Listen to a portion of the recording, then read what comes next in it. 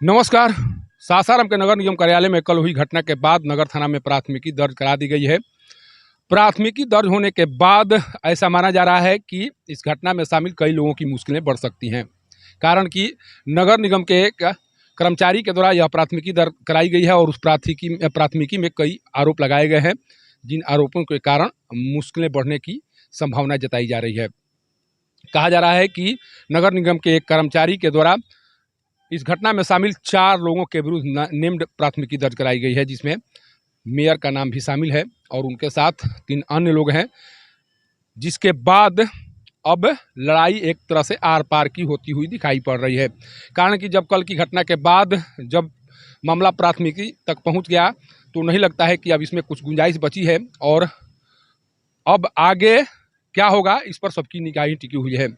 कल जिस तरह से सासाराम नगर निगम कार्यालय में माहौल दिखाई पड़ा, उस माहौल को लेकर अब साफ लगने लगा था, कल से ही साफ लगने लगा है कि अब सासाराम शहर में विकास के बजाय विवादों का दौर चल चुका है और ये विवाद वर्तमान आयुक्त के रहते खत्म होने वाला नहीं है।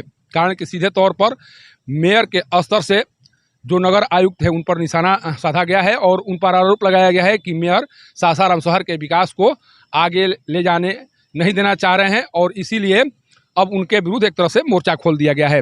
कल नगर आयुक्त के चेंबर में तालाबंदी कर दी गई थी, किसी तरह से ताला तोड़कर नगर आयुक्त को बाहर निकाला गया। उसके बाद से ही ये लगने लगा था कि इस मामले में जरूर प्राथमिकी होगी और अंततोगत्वा सासाराम के नगर थाना में प्राथमिकी दर्ज करा दी गई है।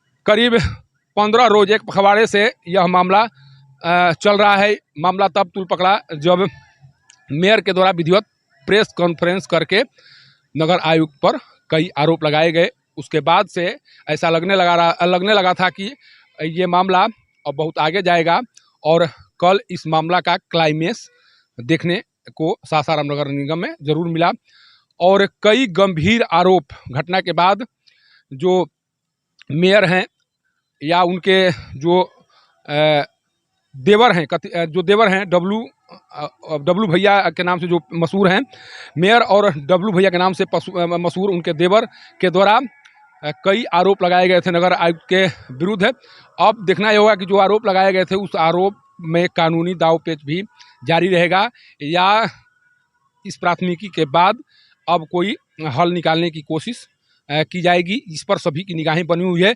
लेकिन कल की घटना के दौरान जिस तरह से काजल कुमारी जो मेयर हैं वो दिखाई पड़ी, उसको देखकर सारे लोग अचंभित थे। उन्हें लग नहीं रहा था कि इस तरह का लीडरशिप उनमें कभी दिखाई पड़ेगा, कारण कि उन पर आरोप लगाए जा रहे थे बहुत दिनों से। लेकिन कल जो जिस तरह से मेयर काजल कुमारी के द्वारा अपना पक्ष रखा गया है मीडिया के सामने, उसके बाद से उनमें लीडरशिप क्वालिटी दिखाई कल पड़ी है और जो आरोप लगाए जा रहे थे कहीं ना कहीं उस आरोप का जवाब काजल कुमारी के द्वारा देने की कोशिश की गई है। जिस तरह से ग्राउंड पर बैठकर जिस तरह से अपना पक्ष रखकर यह बताने की कोशिश की गई कि सासाराम शहर में विकास की रफ्तार को धीमी करने का कार्य आयुक्त के द्वारा किया जा रहा है, वो कहीं ना कहीं उस लीडरशिप क्वालिटी को ही दर्शाता है। जिस लीडरशिप क्वालिटी की नहीं होने की बात लगातार उनके बारे में कहा जा रहा था। लेकिन कल की घटना, हालांकि प्राथमिकी दर्ज हुई है, मुश्किलें भी बढ़ सकती हैं, लेकिन कल की घटना से उनका एक अलग पहचान बनी है और उस पहचान के बदौलत अब उनकी कोशिश होगी कि लोगों के बीच जाकर यह बताया जाए कि मेरे स्तर से सब कुछ किया जा रहा है, हम सामंजस्य बैठाने की कोशिश कर रहे हैं, हम चाह रहे हैं कि सासाराम शहर का विकास तेज़ी से हो, लेकिन यहाँ के जो आयुक्त हैं वो करने नहीं दे रहे हैं। लेकिन इतना तो तय मानिए कि जो जिस लड़ाई की शुरुआत एक पखवाड़े पहले हुई थी, अब वो लड़ाई कहीं न कहीं आगे जाती हुई दिखाई पड़ रही है और इस लड़ाई का पटाक्षेप वर्तमान में दिखाई नहीं पड़ रहा है। इसका सबसे ज़्यादा असर सासाराम शहर के विकास पर पड़ेगा। नगर आयुक्त के स्तर से भी ये कहा जा रहा है कि हम तो कार्य करने में रुचि रखते हैं, हम कार्य करते हैं, हमें हमारे बारे में कौन क्या कहता है हम ज़्यादा इस पर परवाह नहीं करते हैं, हम पेपर भी नहीं देखते हैं, हम ये जानने की कोशिश भी नहीं करते हैं कि लोग मेरे बारे में क्या कुछ बोलते हैं। मैं काम करने के लिए आया हूँ, मैं काम करूँगा और मेरा उद्देश्य केवल काम करना है। लेकिन जिस तरह से कल हुआ, उस घटना के बाद सासाराम नगर निगम की न केवल बदनामी हुई बल्कि लोग अब यह कहना भी शुरू कर चुके हैं कि सासाराम जो पहले से सफाई जल जमाव की समस्या, पेयजल की समस्या से ग्रसित था और उसमें अब उसमें और इजाफा होगा और इन समस्याओं का समाधान फिलहाल होता हुआ दिखाई नहीं पड़ रहा है। सासाराम से पब्लिक न्यूज़ के लिए सत्येंद्र चौबे की रिपोर्ट।